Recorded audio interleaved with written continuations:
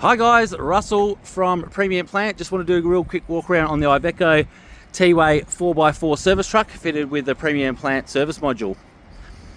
Certified ROPS behind the cab, obviously fire extinguisher at the front of the service module here.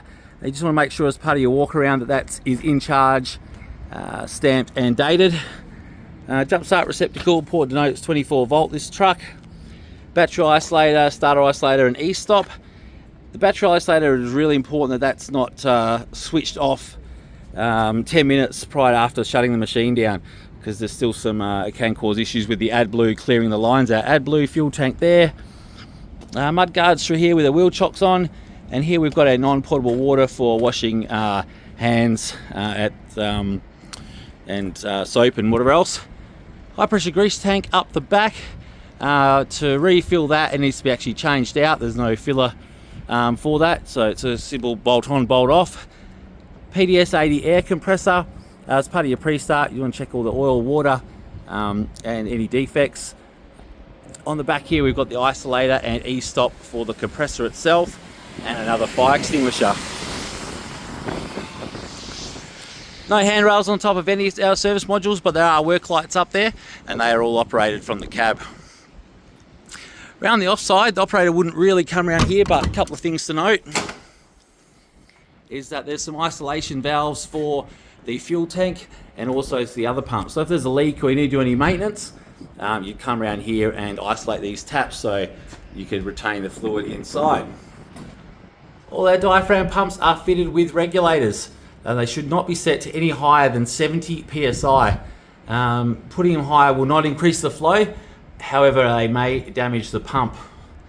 Also, underneath here, you've got all the breathers. Should be changed at service time or cleaned out.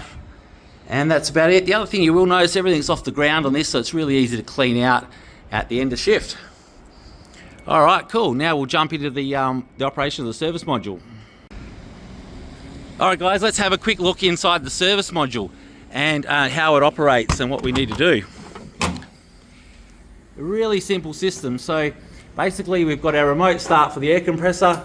We turn that to the on position and then we just start it like any other key start machine. You've got a fuel gauge on there to check how much fuel it's got. It needs to be filled up by the light vehicle gun, and it's not filled directly from the tank. Once we start it, it goes through a run cycle for about 20 or 30 seconds, and you'll hear the compressor rev up at the end of it, and that's when you know you're okay to start operating it.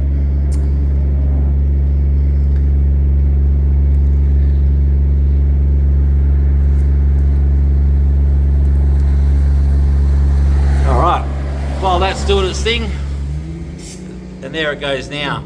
A couple of things on here. You've got your monitor change to check your how many hours on it. So it's obviously 2 hours, and you can cycle through.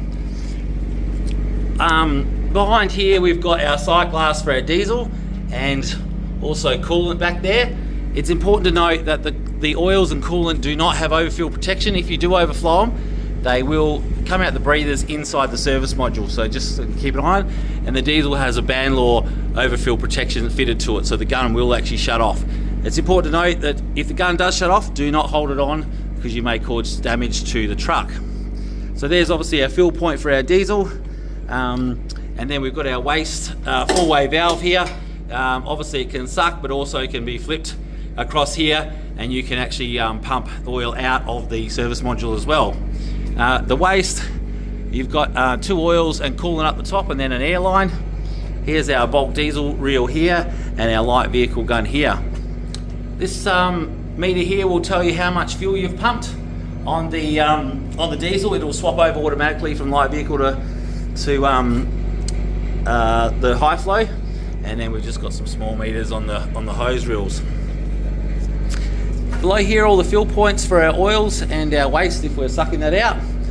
Very simple system to operate. Simply come, turn on the implement that you want, and it will start pumping.